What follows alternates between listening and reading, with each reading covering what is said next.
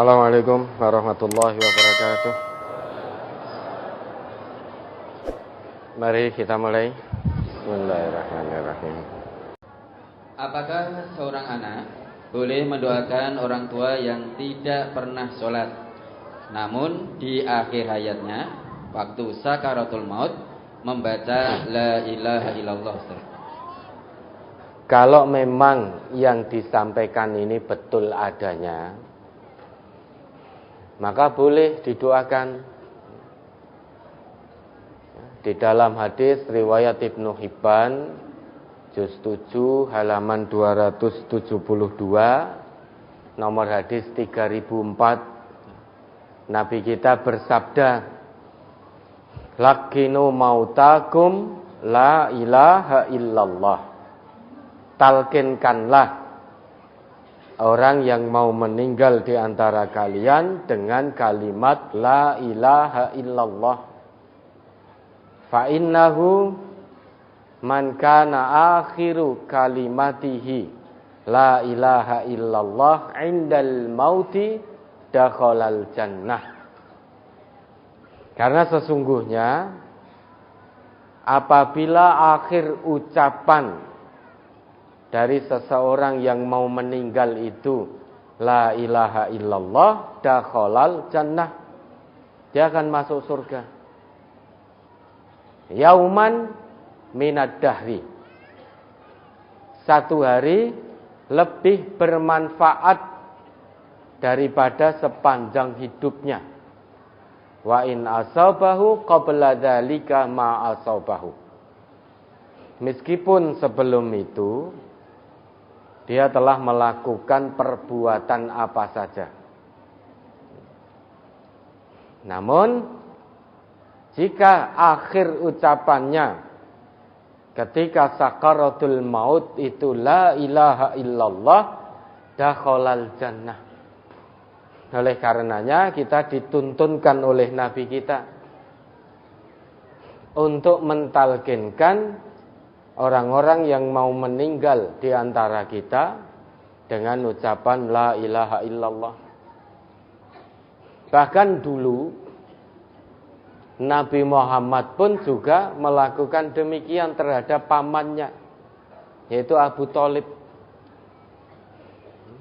Sampai menjelang pamannya meninggal, Nabi Muhammad terus mengulang-ulang permohonan, ya ammi, qul la ilaha illallah kalimatan uhajju biha laka indallah.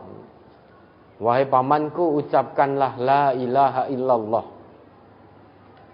satu kalimat yang dengan itu nanti aku bisa berhujjah untukmu di sisi Allah. Namun pada akhirnya Abu Thalib memilih tidak mengucapkan kalimat itu, sehingga meninggal dalam keadaan kafir. Maka kalau memang yang dipertanyakan atau yang disampaikan betul adanya,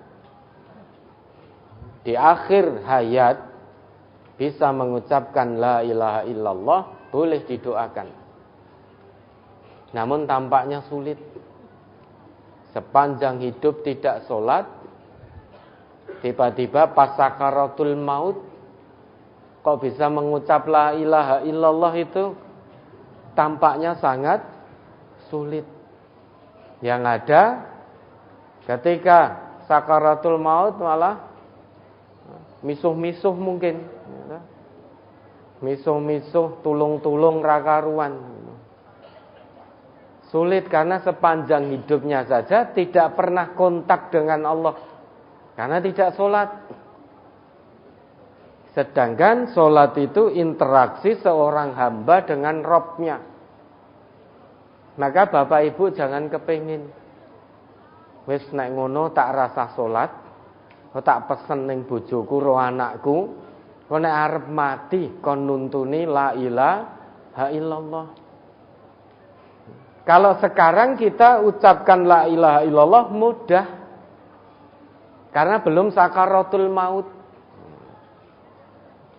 Nah nanti kalau pas sakaratul maut belum tentu bisa kita ucapkan. Yang bisa mengucap berdasarkan sejauh mana tingkat ketakwaannya kepada Allah. Kalau saat ini mungkin kita bisa ngomong, Allah gampang mong la ilaha illallah wis tak apal kesik. La ilaha illallah, la ilaha illallah lah gampang. Pas sakaratul maut, nyawa ditarik ulur, belum tentu bisa. Apalagi sepanjang hidupnya tidak sholat, tidak pernah kontak dengan Allah, rasa-rasanya tidak mungkin bisa mengucap la ilaha illallah ketika sakaratul maut. Maka Bapak Ibu tidak usah kepingin, halah sholat keselok, wis tidak usah sholat, nanti pesan saja pada anak istri, pada kerabat, kalau mau meninggal agar ditalkin dengan la ilaha illallah. Nek perlu kon gawe tulisan sing gede ben iso tak waca. Beda kalau sakaratul maut itu jelas beda. Itu satu sakit yang tidak pernah kita rasakan sebelumnya. Sakaratul maut itu berdasarkan hadis-hadis Nabi itu sangat menyakitkan. Satu rasa sakit yang tidak pernah dirasakan oleh manusia sepanjang hidupnya. Dan kita semua akan merasakan itu pada waktunya nanti. Nah, monggo siapa yang mau duluan merasakan? Pun mboten sah disik-disikan. Dan nurasa keren-kerenan. Waktunya sudah pas. La yastakhiruna sa'ah wala yastaqdimun, tidak diundur, tidak dimajukan.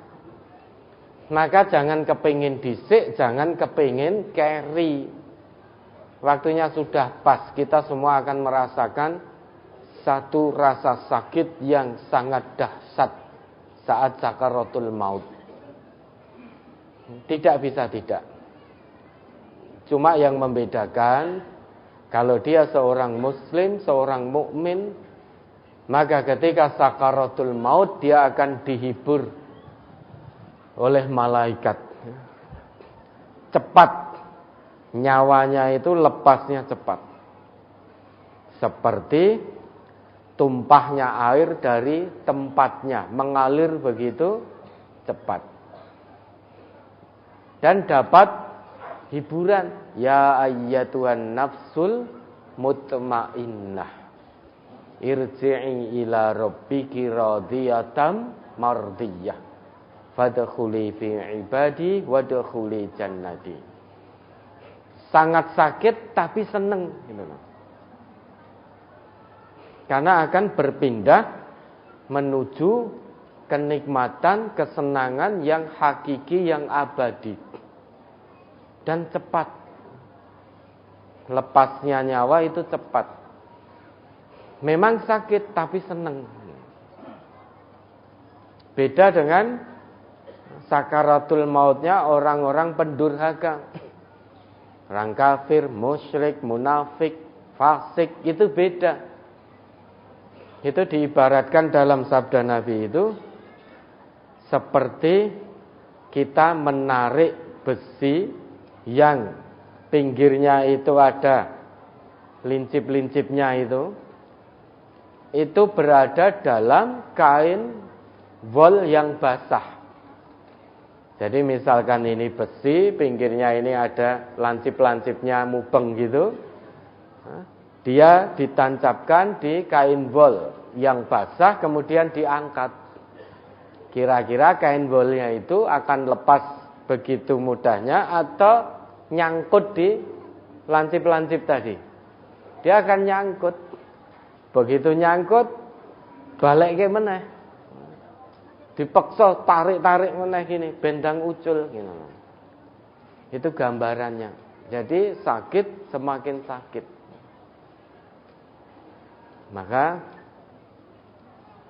karena hari itu pasti datang, maka tinggal dipilih bagaimana cara mati yang baik atau pilih cara mati yang tidak baik.